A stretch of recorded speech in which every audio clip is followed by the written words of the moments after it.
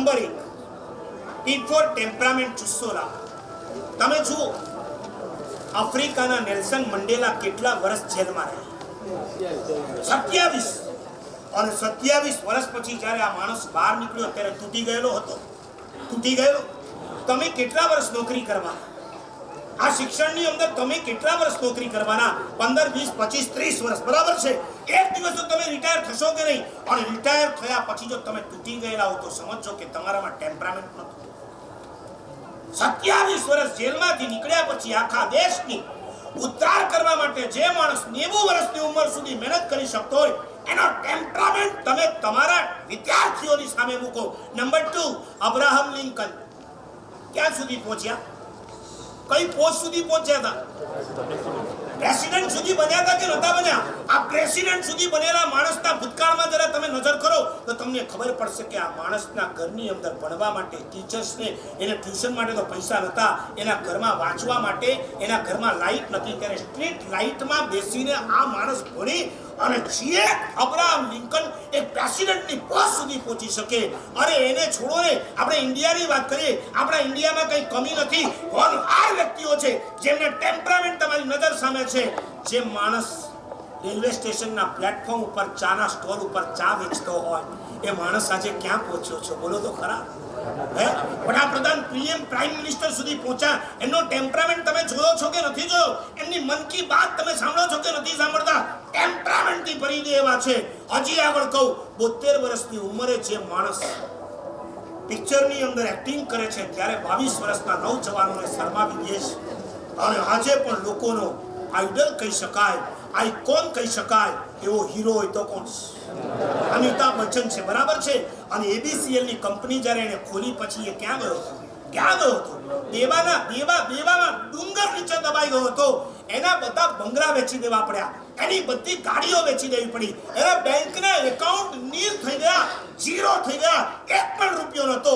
અને આ માણસે એના બાપને નથી વાત કરી, એની માને પણ વાત નથી કરી. અને ABCL થી ડૂબી ગયેલો માણસ KBC માં ગયો અને તરી ગયો.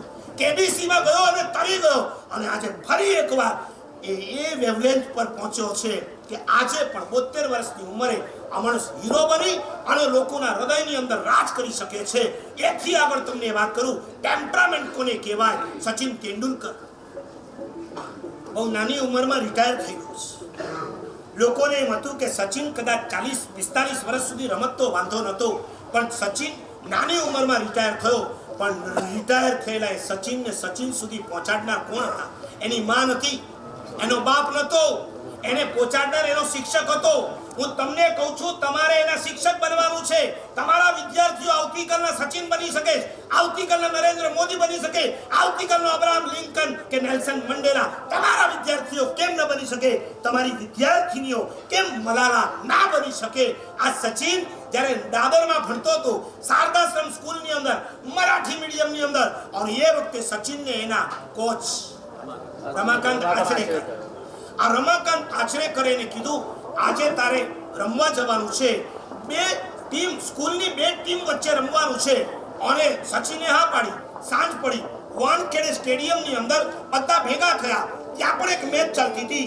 રમાકાંત ત્યાં પહોંચ્યા, સચિન પણ ત્યાં પહોંચ્યો. મેચ પૂરી થઈ, રમાકાંતે સચિનને જોયો, સચિને હાથ જોડ્યા. રમાકાંતે પૂછ્યું, રમ્યા?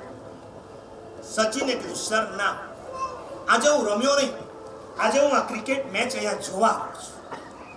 મેં તને સવારે શું કીધું? બરાબર, પણ મારે આજે જોવું હતું માટે હું રમવા ન ગયો, હું જોવા આવ્યો. જેવો જવાબ આપ્યો રમાકાંત આચરેકરે, 1 લાખો ઠોકી સચિનના ગાલ ઉપર. અને એના હાથમાં એનું ટિફિન હતું, ઉચકાઈને ટિફિન દૂર ફેંકાઈ ગયું. સચિને ટિફિન ભેગું કર્યું અને પછી રમાકાંત નજદીકમાં ગયા. તમારે લાખો પણ મારવાનો છે અને તમારે લાડવા પણ આપવાના છે. તમે લાડ પણ કરો અને લાખો પણ મારો. માં કોને કહેવાય ખબર છે? જ્યાં હાથ મારે અને હૈયું રડે એનું નામ માં છે. આ મમ્મીઓ હશે ને, કોકના તો સંતાનની તમે માં હશો કે નહીં? તમારા દીકરાને કદાચ તમે લાખો મારી દીધો હશે ને, સાંજ પડે તમારી આંખમાં આંસુ આવે છે કે નથી આવતા? મેં ક્યાં આજે ગુસ્સો કરીને એને મારી નાખ્યો? આજે મારવાની મારે શું જરૂર હતી? મારે શિક્ષકોને કહેવું છે, ક્યારેક હાથ ઉપાડી પણ શકો છો, અને ક્યારેક એને લાડ લડાવી પણ શકો છો. રમાકાંત આચરેકર નજદીકમાં ગયા, સચિનને છાતી સરસો ચાપ્યો, એના બરડા પર હાથ ફેરવીને કીધું, બેટા સચિન, હું નથી ઈચ્છતો કે આખી દુનિયા રમે અને સચિન જુએ. હું નથી ઈચ્છતો કે દુનિયા રમે અને સચિન જુએ. હું ઈચ્છું છું કે સચિન રમે અને દુનિયા એને જુએ. આ દિવસ મારો જોવો છે, એટલા માટે મેં તને આજે લાફો માર્યો છે. સચિનની આંખમાં ફરી પાછા આંસુ આવે છે. આ ટેમ્પરામેન્ટ.